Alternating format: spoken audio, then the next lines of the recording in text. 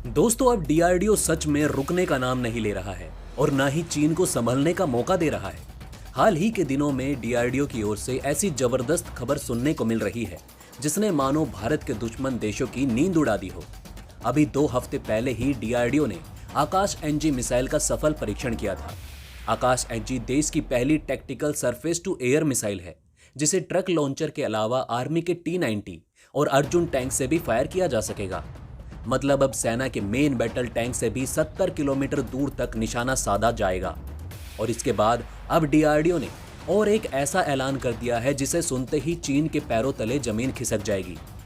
दरअसल दोस्तों, top Indian defence news website की ओर से यह खबर सुनने को मिली कि डीआरडीओ और ब्रह्मोस एयरस्पेस ने मिलकर एक और अनाउंसमेंट कर दी है कि आने वाले 2 महीने के भीतर देश की सबसे खूंखार मिसाइल यानी कि ब्रह्मोस एक्स का परीक्षण किया जाएगा।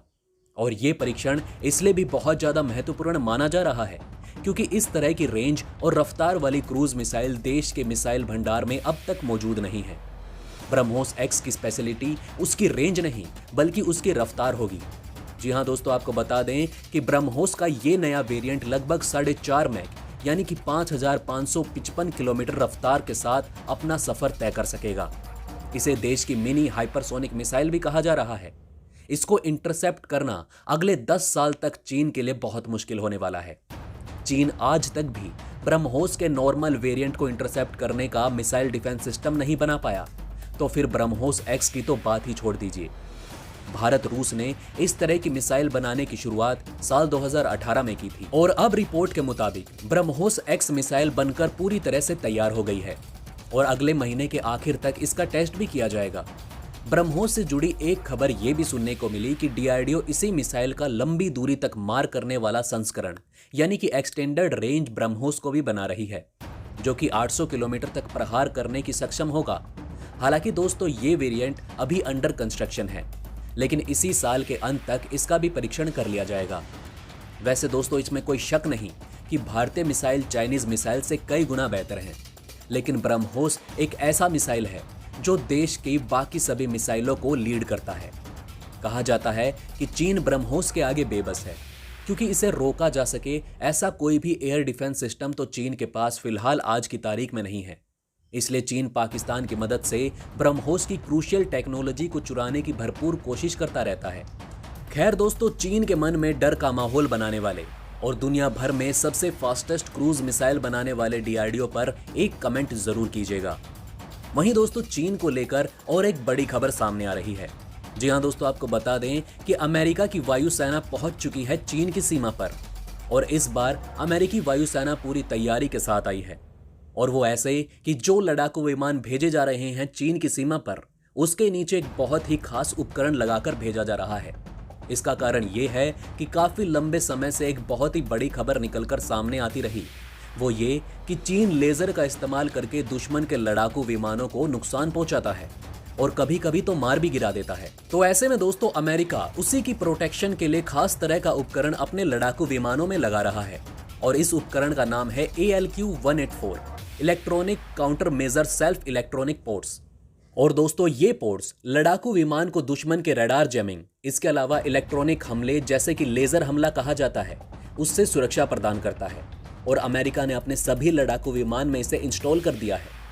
यहां तक कि F-16 जो जापान में तैनात हैं, अमेरिका ने उसमें भी पोर्ट्स लगा दिए हैं ताकि चीन के हर लेजर हमले को नाकाम बनाया जा सके। दोस्तों, आपको बता दें कि ये जो लड़ाकू विमान अमेरिका भेज रहा है चीनी सीमा पर, वो जापान में 7th फ्लीट तैनात रहती है। ओकिनावा आइलैंड पर वहां से उड़ाई जा रही है।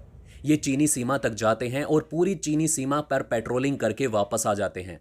बताया जा रहा है कि कभी कभी तो ये चीन की सीमा के अंदर तक घुस जाते हैं। और दोस्तों, ऐसा नहीं है कि अब सिर्फ अमेरिकी वायुसेना ही एक्टिव हुई हो। अमेरिका के नौसेना भी पूरे तरीके से एक्टिव है। अमेरिका ने एक स्पेशल सबमरीन को भेजा है जो वाकई में बहुत स्पेशल है। इसका नाम है USS ओहायो। ये अमेरिका क्या, पूरी दुनिया में सबसे नंबर 1 सबमरीन मानी जाती है क्योंकि दोस्तों, ये एक साथ फायर कर सकती है 154 टॉम हॉक क्रूज मिसाइलों को। जी हाँ दोस्तों, 154 मिसाइलें, यानी कि पूरे चीन को तबाह करने का असला ये सबमरीन एक साथ लेकर चलती है।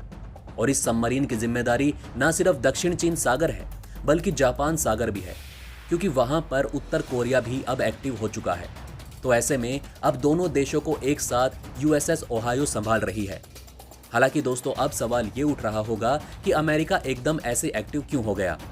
इसका सबसे बड़ा कारण दोस्तों ये है कि अमेरिका के पास कुछ खुफिया रिपोर्ट भी थी और इसके अलावा खुद ग्लोबल टाइम्स के जो एडिटर हैं उन्होंने ये बयान दिया कि हम जानबूझकर यानी कि चीन जानबूझकर ताइवान को छेड़ रहा है, ताइवान की सीमा में लड़ाकू विमान भेज रहा है ताकि एक बार दुर्घटनावश ही सही ताइवान एक बार बस चीन के किसी लड़ाकू विमान को मारकर गिरा दे और उसके बाद इसे कारण बनाकर चीन हमला कर दे और ताइवान पर कब्जा कर ले। जी हां दोस्तों, चीन के सरकारी मीडिया ग्लोबल टाइम्स की तरफ से ये बयान जारी किया गया था। तो ऐसे में अमेरिका यहाँ पर अपने सहयोगी देश खासकर कि जापान और ताइवान की सुरक्षा के लिए एक्टिव हो गया है। इसके अलावा दोस्तों आपको बता दें कि फिलीपींस के साथ भी अमेरिका एक बहुत बड़ा युद्ध अभ्यास करने जा रहा है। वहीं चीन इसको लेकर काफी ज्यादा नर्वस है। इसका सबसे बड़ा कारण यही है कि अमेरिकी नौसेना और अमेरिकी वायुसेना चीन के मुकाबले इतनी ज्यादा मजबूत है कि उन्हें टक्कर देना लगभग असंभव है। दोस्तों आप खुद ही सोचिए कि चीन F-22 रैप्टर को कैसे रोकेगा, B-2 बॉम्बर दुनिया का सबसे घातक बॉम्बर है, उसे कैसे रोकेगा, B-1 लांसर को कैसे रोकेगा, F-35 को कैसे रोकेगा। इन्हें रोकना लगभग असंभव है। इसके अलावा USS ओहायो है और इसके अलावा दुनिया का सबसे बड़ा aircraft carrier USS Gerald Ford भी है, उसे कैसे रोकेगा चीन।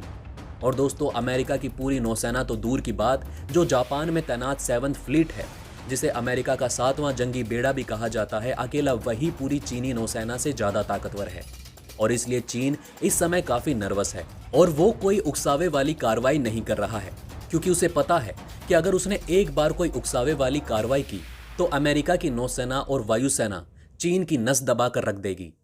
हालांकि दोस्तों इस पर आपका क्या कहना है हमें कमेंट करके अपनी राय जरूर बताइएगा। इसी के साथ दोस्तों मैं मिलता हूं आपसे ऐसे ही किसी अगली वीडियो में, तब तक के लिए हमारे चैनल पर बने रहें। धन्यवाद।